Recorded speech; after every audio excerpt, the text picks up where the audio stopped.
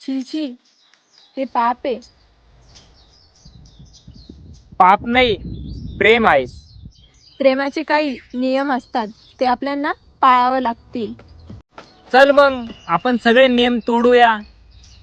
सगळे जग विसरून आपण एकमेकांचे होऊया. अगर आपकी इजाजत हो तो प्यार करना चाहते हैं हम तुमसे. तू इजाजत दे अगर तुझसे थोड़ा प्यार है.